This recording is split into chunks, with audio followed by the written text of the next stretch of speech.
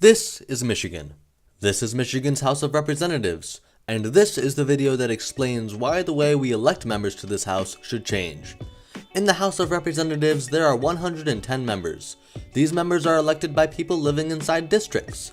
Whoever gets the most votes in that district is the representative of that district for the next 2 years. This system is flawed, as it allows for gross misrepresentation.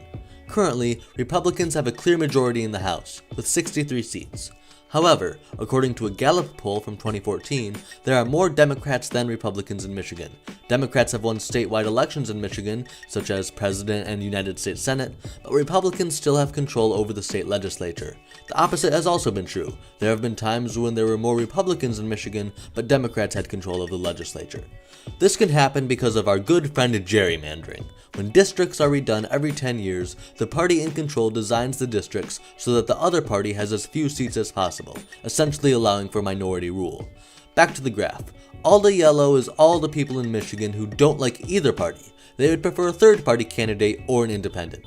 However, our system of district voting doesn't really allow these people to be represented. Why? Well, here's an example of some election results from Michigan. The Libertarian got only 3.2% of the vote, even though there are most likely many more people who would prefer a Libertarian. However, they know that there is no way for them to get close to 50% of the vote, so they have to vote for the next best candidate, in this case Justin Amash. Basically, all of this yellow doesn't get a chance to vote for the ideas they want because they can't get close to 50% in any one district. So what's the solution? Proportional representation. Basically, instead of voting for a candidate like you normally do, you would vote for a party. After election day, the 110 seats are distributed to all the different parties so that the pie graph representing the House is as close as possible to the one representing the people. Sounds great, but who gets to fill those seats? See the names below the parties? That is the order in which candidates will fill party seats. If a party only gets one seat, the number one person fills it. If the party gets 2 seats, the top 2 people fill those seats, and so on. But who decides who the number 1 and 2 seats are? You do! In the primary election, you would get to fill out the ballot for one party, and select the one person you want in the House from that party. The candidate with the most votes from the primary takes the number 1 spot, second most votes takes number 2, and so on. These people would be from the entire state. How are we supposed to know which person we want to vote for? After all, the candidates don't just have one specific area to campaign in anymore. Well, the internet. Proportional representation has never been tried on the state level in the United States, mainly because when the country and later states were founded, it would be really hard for a candidate to know the thoughts of everyone from the entire state. But because travel and communication have improved a lot since then, candidates can spread their message to everyone really easily. Okay, but I want someone who knows my area to represent me, someone I could have grown up with. Great, that's why we are not touching the state senate. The 31 districts of the Senate would remain as districts, allowing your geographic area to still have representation in Lansing. Besides, because of the increased communication mentioned above, there aren't that many ideological differences based on geographical area anymore. Okay, but what about independents? I want someone who doesn't connect to any party.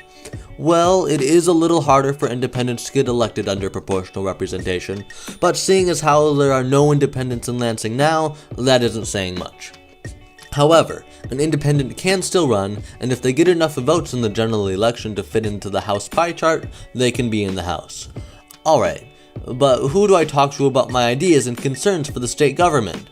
Every single member in the House of Representatives. Instead of being able to share your idea with only one person, who may disagree with all of your ideas and disregard everything you say, you can share your ideas with any member you want. If you have a concern about a bill that is currently in committee, you can tell the members of that committee. If you don't like the actions of a different member, you can tell that member. This will make life a little harder for the members of the House, but boo-hoo, politicians will have to do their jobs. Okay, now what if something goes wrong and this doesn't work? How will we fix it? Great question. In Michigan's constitution, there is a provision that allows voters to vote every 16 years whether or not to assemble a convention to amend the constitution. The next time this will be on the ballot is 2026. This would give proportional representation a good 10 years to try and prove itself. If it doesn't work, we can vote to bring it back to the way it is now. Sounds great. How can I make this happen? There are 4 easy ways you can help make Michigan's House of Representatives proportional. You can click on this link and sign the online petition just to say that you support the idea. It isn't legally binding in any way, it just shows that there are people who support this. You can like our Facebook page by clicking on the link.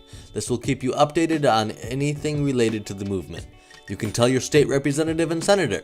Send them an email telling them that they should propose a constitutional amendment for proportional representation, and then tell them why. They probably won't do anything, as it would threaten their jobs, but if we put enough pressure on them, they might actually do what the people tell them. And most importantly, you can spread the word. Share this video, the petition, and the Facebook page to anyone you know. This will only work if we get a lot of support. So thank you for taking the time to watch this video. If you have any questions, comments, or concerns, leave them in the comment box below or send an email to proportionalmichigan@gmail.com. Now let's make history.